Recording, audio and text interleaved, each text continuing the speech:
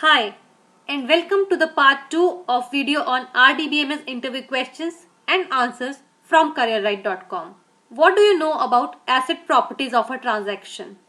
Acid means atomic, consistent, isolated and durable. Atomic, it means that the transaction is executed once in totality. Consistent means only valid data is written into the table. Isolated means a transaction runs in isolation and is not affected by the other transactions running along with it. Durable, once committed, the updates of the transaction persist. Database backup and transaction log helps in restoring committed transactions. Differentiate between delete table and truncate table.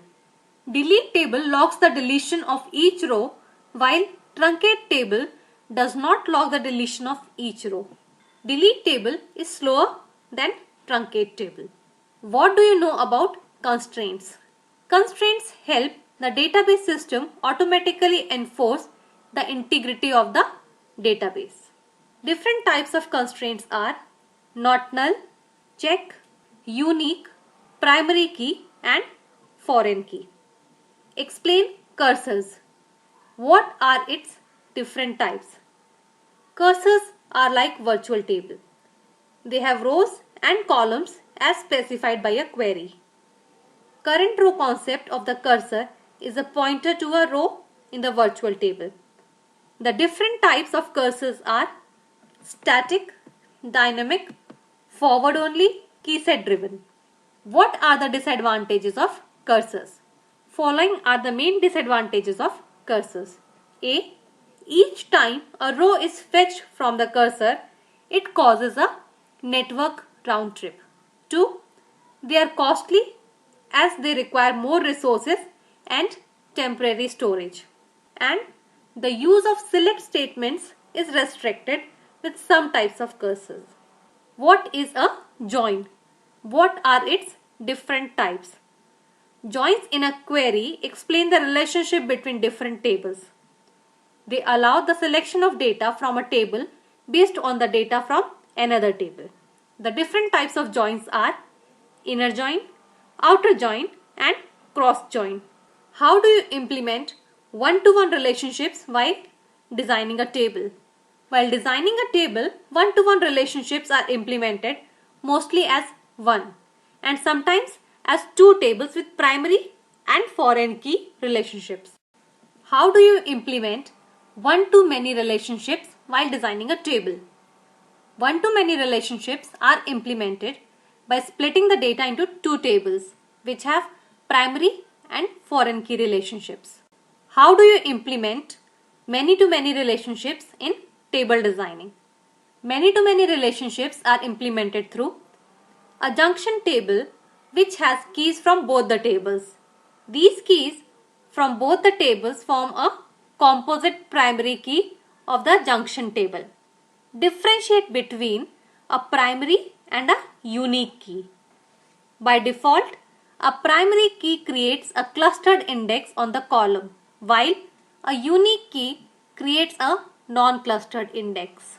Primary doesn't allow null value, while unique key allows one null value. Tell us something about default. Are there some columns which do not entertain default values? While inserting the data, if no data is supplied to a column, it uses some value on its own. This value is called default value. Some columns do not entertain defaults. For example, timestamp, identity, etc. Tell us something about log escalation. Converting low-level logs into high-level logs is termed as log escalation. Low-level logs are like row logs, page logs, etc. High-level logs are like table logs. What are triggers? Triggers are special type of stored procedures. When an insert, delete or update action is performed on the table, they get automatically executed. Can the triggers be invoked on demand? No. The triggers can't be invoked on demand. They occur only when a related action occurs on the table. Which one would you recommend for referential integrity check? Triggers or constraints? Why? I would recommend constraints for referential integrity checks because they are faster. What are stored procedures? Stored procedures can be explained as a set of pre-compiled TSQL statements ready for execution as per the requirement. They can accept input parameters and return output parameters.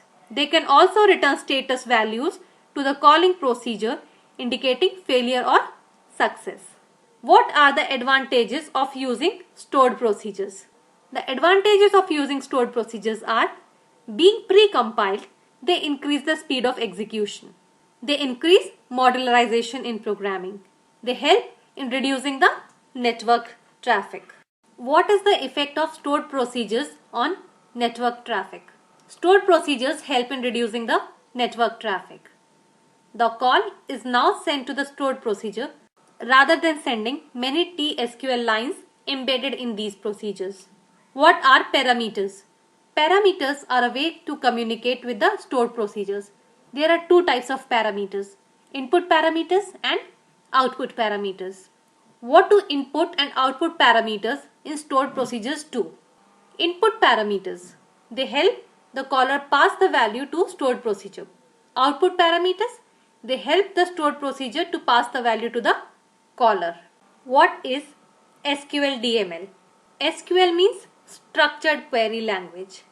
DML means data manipulation language.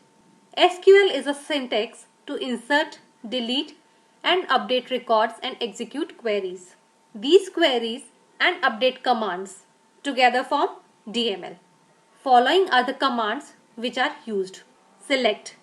It is used to extract data from database table. Update.